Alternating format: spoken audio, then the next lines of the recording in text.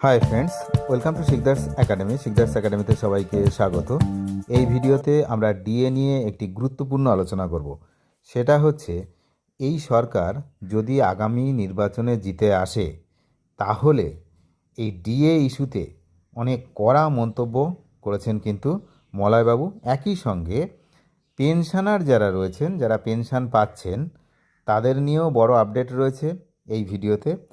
বিশেষ করে যারা কলকাতা কর্পোরেশনে কর্মরত ছিলেন, তাদের যে পেনশন, সেই বিষয়ে একটা আপডেট এসছে। এবং আপনারা জানেন যে কিছুদিন ধরেই শোনা যাচ্ছে যে রাজ্য সরকার আবার কিছুটা পরিমাণ ডিএ দেবে, যেহেতু সামনে ভোট রয়েছে। তার মধ্যে এই যে বক্তব্য মলয়বাবুর খুবই চাঞ্চল্যকর, যে এই সরকার যদি আগামী নির্বাচনে জিতে আসে তাহলে আমরা পেনশনটাও পাবো না। তো কি বিষয় বিস্তারিত এই ভিডিওতে আমরা জানব। দীর্ঘদিনের ডিএ মামলা, 8ই সেপ্টেম্বর লাস্ট হিয়ারিং হয়, তারপর 3 মাস পেরিয়ে গেছে। এখনও কিন্তু যে শীতকালীন ছুটি ছিল সুপ্রিম কোর্টে, সেই সুপ্রিম কোর্টের ছুটিও শেষ, আবার কোর্ট রানিং। কিন্তু ডিএ মামলা সংক্রান্ত কোনো আপডেট আপাতত কিন্তু নেই সুপ্রিম কোর্টের পক্ষ থেকে। তো কিছুদিন আগে একটি বিজনেস যে সামিট হচ্ছিল আমাদের পশ্চিমবঙ্গের ধনধান্য অডিটোরিয়ামে, সেখানে কিন্তু মুখ্যমন্ত্রী ডিএ ইস্যুতে একটা বড় মন্তব্য করেছিলেন। সে বিষয়ে কিন্তু আপনারা অকিবহল, যে ডিএ দেওয়া ম্যান্ডেটরি নয়, তবুও আমরা প্রতি বছর 8% হারে ডিএ দিই। প্রতি বছর 8% হারে ডিএ দেন মুখ্যমন্ত্রী, সেটা বলেছেন। কিন্তু একটা সালের কথা আমি এখনই বলবো, যেখানে দুবার দেওয়া হয়েছে ডিএ। কেন না, সেই সময় ভোট ছিল। তো এখনও ভোট আছে। তো ভোটের আগে কিন্তু ডিএ একতরফা বাড়বে এমনটা কিন্তু এক প্রকার নিশ্চিত। ভোটের আগেই সেটা ঘোষণা হবে। তবে কবে ঘোষণা হবে সেটা কিন্তু এই মুহূর্তে জানা যাচ্ছে না। কিন্তু যেহেতু ভোটের আগে যে কোনো সরকারই কল্পতরু হয়ে যায়, তো এখানেও হবে, কিছুটা পরিমাণ ডিএ দেবে, এটা কিন্তু আমরা বুঝতে পারছি। তো এর আগে 2023 সালের কথা যেটা আমি বলছি, যে বিধানসভায় বসে তিনি বলেছিলেন ডিএ ঐচ্ছিক, এবং গত 18 তারিখ তিনি বলেছেন যে প্রতি বছর 8% করে ডিএ দেওয়া হয়, ডিএ বাধ্যতামূলক নয়।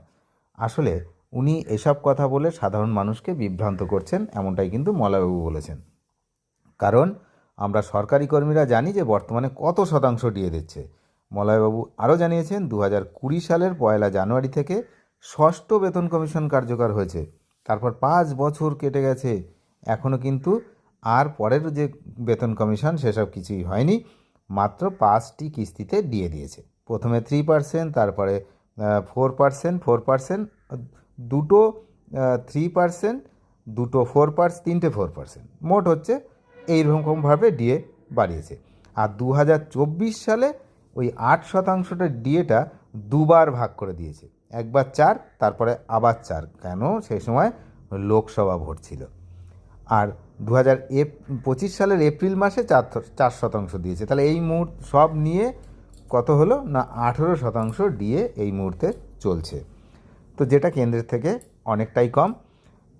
এই সরকার যদি আগামী নির্বাচনে জিতে আসে তাহলে কিন্তু আমরা পেনশন পাবো কি না সেই নিয়ে সন্দেহ আছে। কারণ কলকাতা কর্পোরেশনের কর্মীরা পেনশন পাচ্ছেন না, এমনটাই মলয়বাবু জানিয়েছেন। খুবই চাঞ্চল্যকর বিষয় যে পেনশন অলরেডি বন্ধ হয়ে গেছে যারা কলকাতা কর্পোরেশনে কর্মরত ছিলেন, এটা মলয়বাবু বলেছেন। তিনি আরও বলেছেন 2025 সালে এপ্রিলে এক কিস্তির পর আর একবারও ডিএ দিল না সরকার। মানে 8%-এর কথা যে বলেছিল সেখানে 4% বাড়িয়েছিল, পরের 4% কোথায় গেল সেটা দেয়নি। আর পাশাপাশি তিনি বলেছেন যে ডিএ মামলার রায় সরকারি কর্মচারীদের পক্ষেই যাবে। যেমনটা কিন্তু কর্মচারী সংগঠনের নেতা থেকে বিভিন্ন রাজনৈতিক দলের নেতারাও তাই বলছেন, যে ডিএ সরকারি কর্মচারীদের পক্ষেই যাবে, কিন্তু আদায় করাটা দুষ্কর। কে আদায় করবে? রায় তো হয়, রায়টাকে মানে মানবে কে, আর সেটাকে মানাবে কে? এটাই হচ্ছে সবচেয়ে বড় বিষয় এই মুহূর্তে।